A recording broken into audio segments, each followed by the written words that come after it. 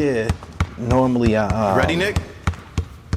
Let's get him. I prepare to the point that I don't have to get on camera with any notes or anything like that. But the situation right here is a lot to unpack. How you been, by the way?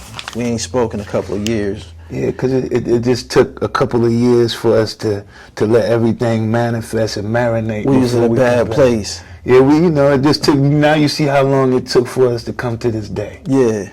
Respect the dribble. Respect the dribble. You know what I'm saying? Never disrespected the dribble. How you been? Good, man. How about you? It's a lot that I want to discuss with you. I want to provide some footnotes attached to this trending documentary, The Reckoning, produced by 50 Cent. Before we get into that, it's just something that I have to ask you. Okay. What do you think about Gene Deal? Ooh, that's a good question. Gene is a grown man. He's a Gene. I usually, he has his voice. He has his opinion about things. I watch him a lot. Right. His interviews. As far as a person, I think he's a cool person. But I don't really have too much negative to say about about him. Right.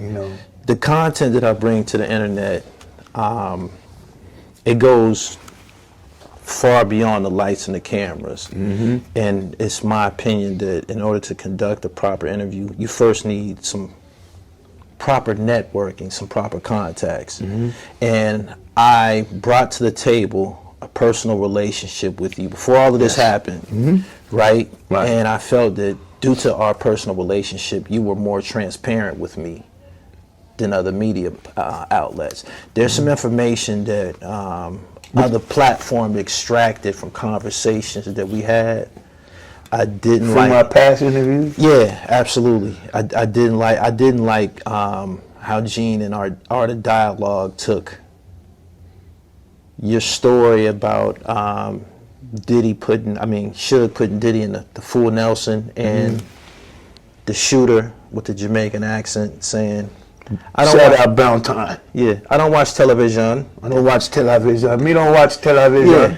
You're the only person that brought that to the internet. That was never known. That was original. Yeah. I was there that night. Yeah, so the fact that information was released on my platform, I felt that it was like a cheat code. I kind of had an edge on everybody else.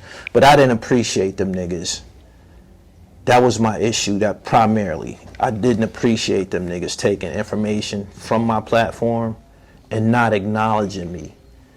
And not acknowledging. Yeah, there's a proper way to conduct the interview. And if I reference some information that I got from Choke No Joke, I have no problem saying his name. That's just propers.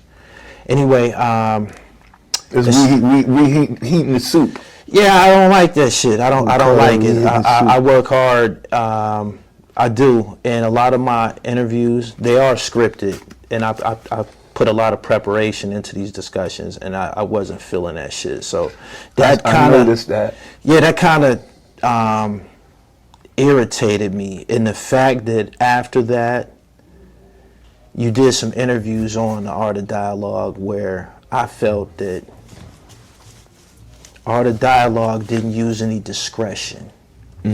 And a lot of people, when I announced that I was doing this interview with you, I announced it on my platform, I believe Thursday or Friday. Gully TV.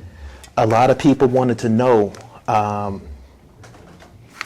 after watching the Reckoning documentary, you got emotional towards the end of the production, and a lot of people were saying in my comments, why is he crying right now when he was aware of Diddy putting intoxicants into some of the drinks?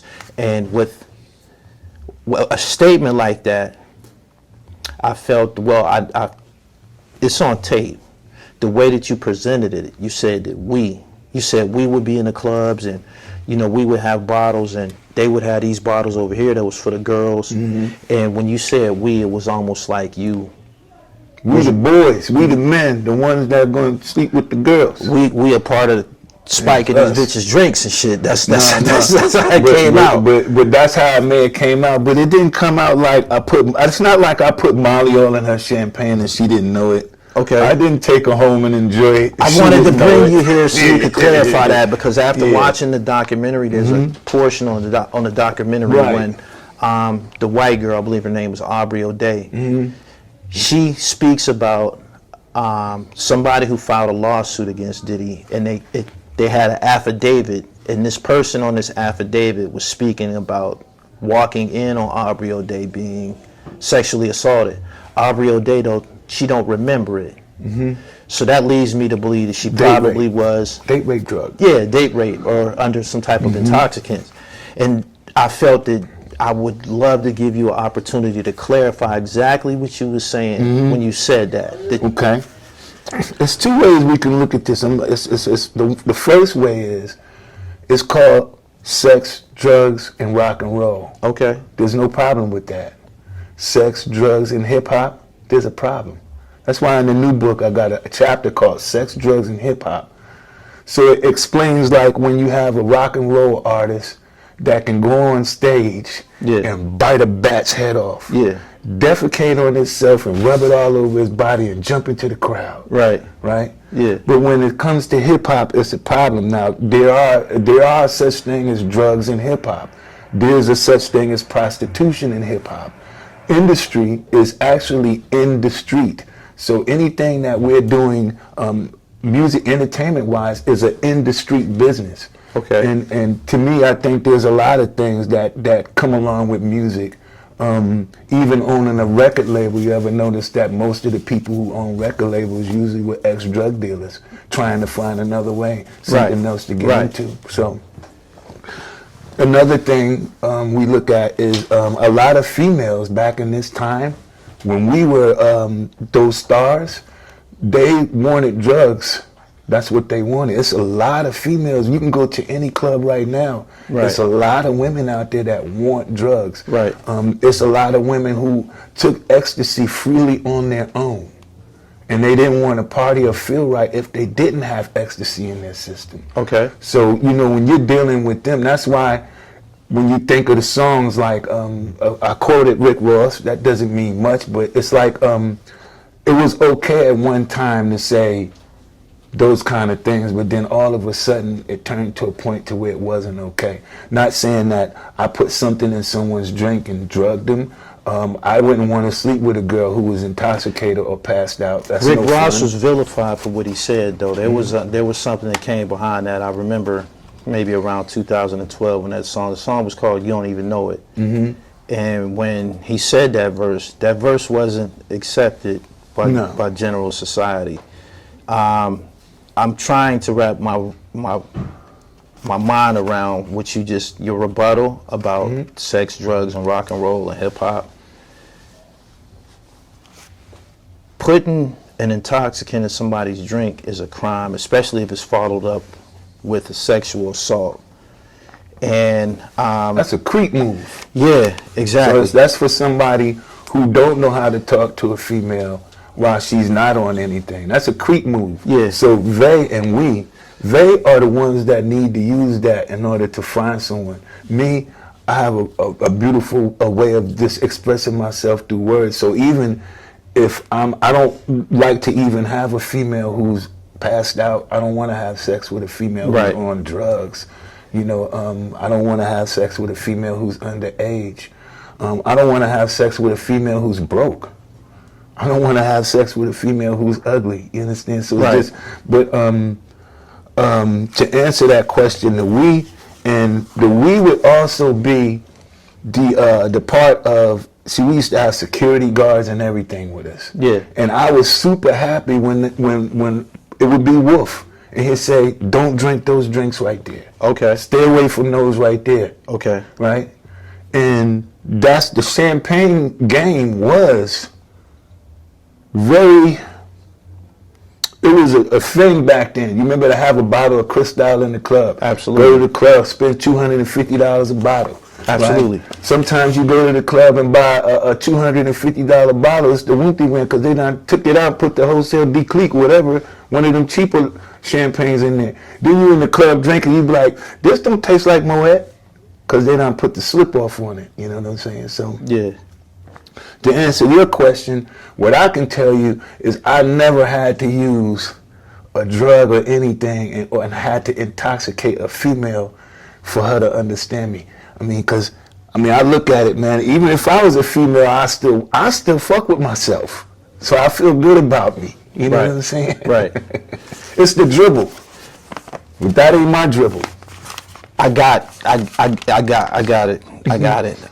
What I got out of what you just said was basically when you was telling your story and you was saying you was speaking of Bad Boy, the company. The men, yes, just the company. guys. Our VIP section. Yeah. Because everybody wasn't, they are down there. We are up here. This is a section for us. Right. So when we used to go get females, we say, would you like to come to our section? Yeah. It wasn't like, do you want to come up here into the booth with the bar around it? You Right. know? Right. That's us. When we on the road, it's like we ain't going nowhere. It's what I said in the song. We ain't, because I was part of we. Yeah. I was part of Bad And Boy. it wasn't your place to hop up and tell anybody outside of the company that you was in, don't drink this. Don't drink. That's not. I wouldn't. I tell you what. I've seen plenty of women that I said, do not go to Puffy's party. Yeah. And I have women that tell me today, like, yo, thank you so much for not telling me not to. I had some females that I used to tell them, like, don't drink with them.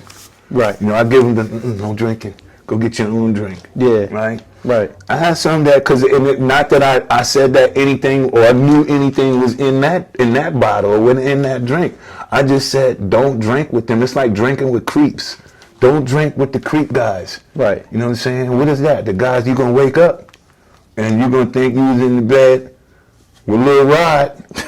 You're going to wake up with sore. Oh no.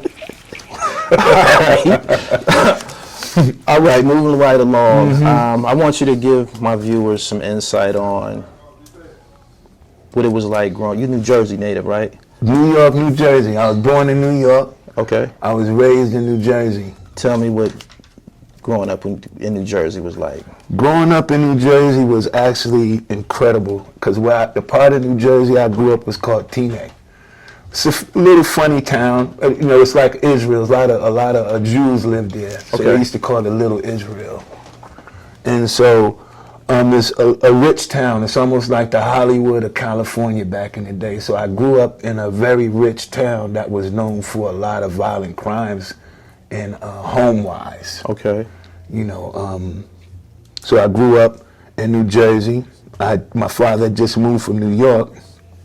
And would you want to talk more about that, or you want to? I want a little insight. I want to primarily when people come to the internet or when people are introduced to you, it has something to do with Sean Combs.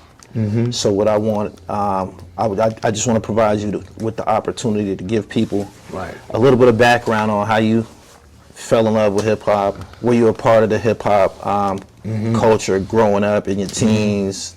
How did you end up becoming a writer, a rapper, you know?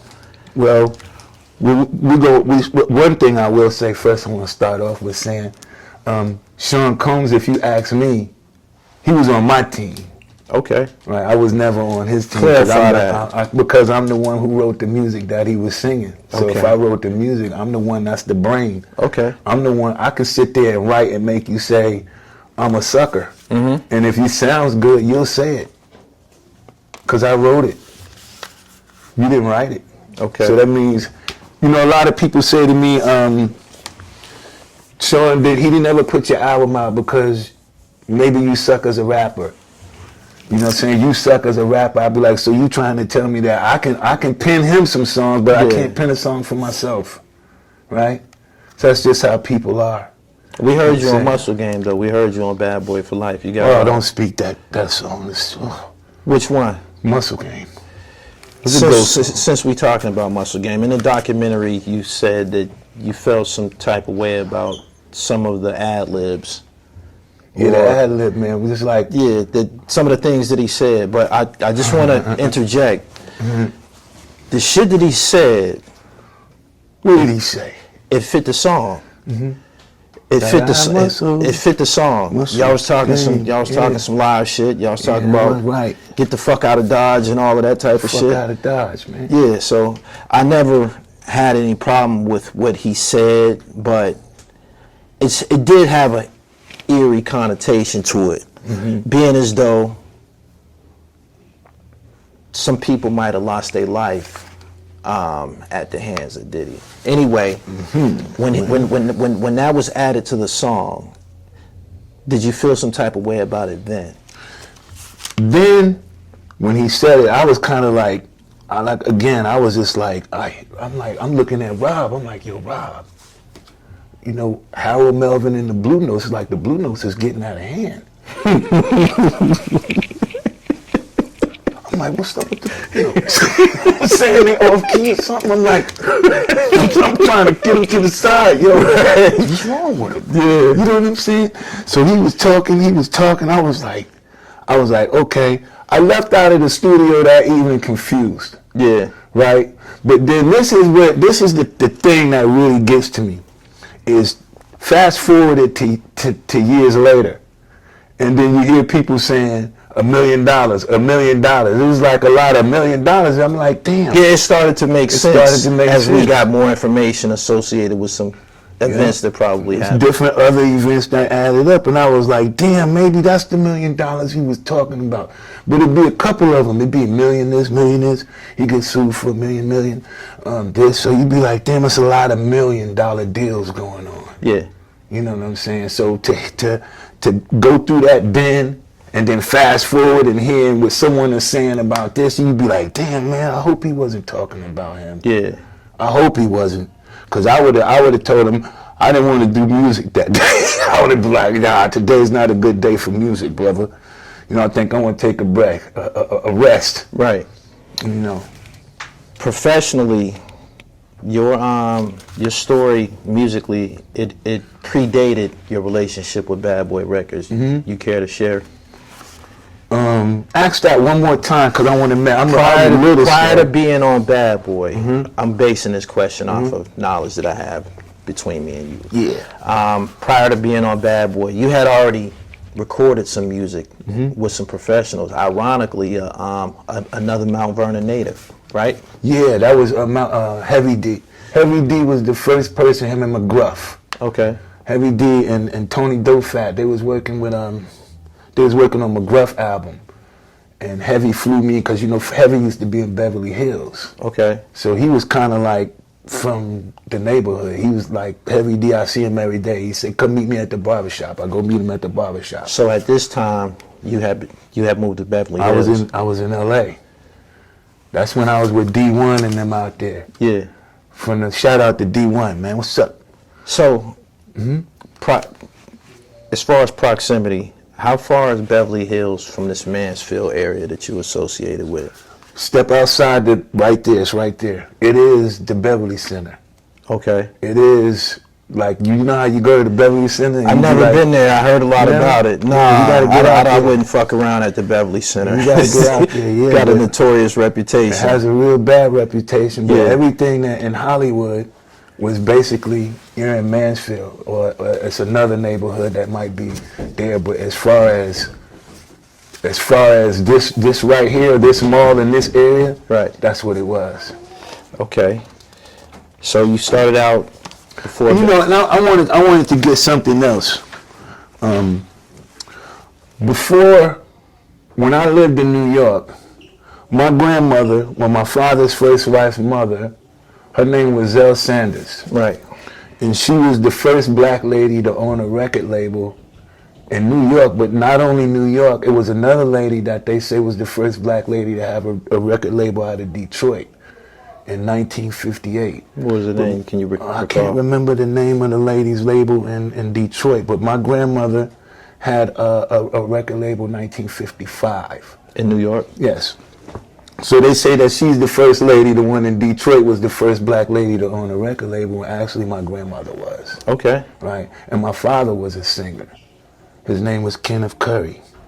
He had a song, it's called I Am. That's why I remade it and made me a song called I Am. That's what that song So I Am music, means you got to a me. musical pedigree. All the way. Even from Mississippi, the Jackson Southerners. It's a real gospel family. I come from a gospel background. Yeah. The Jackson Southerners, those is my cousins, as well as Ray J and Brandy. Shout out Ray J White. What up? Those are relatives? Yeah, those are my relatives. Okay. Shout out Brandy. Hey, Brandy. All right. Damn, I never knew that about you, related to Ray J and Brandy. You know, shout out Reggie, Ryan. Was I got cousins that manage people like they would manage Nicki Minaj. Yeah. Yeah, I got cousins. One of them, you know, that's just my family. I come from a music background. Got it. So when I met Puff, what felt disrespectful to me is that I already came from music, and I know what it's like to be played in music because I saw my father get played. Hey, yo, check it out. This is the Wild Cowboy with a lot of style, boy, the great Sadat X of Brand Nubian, and you're watching The Dribble on Gully TV. That's right, The Dribble on Gully TV with your man, the Wild Cowboy with a lot of style, boy, one of one, the untraceable, no known DNA, punction up to get beat down. Come on, motherfuckers, come on.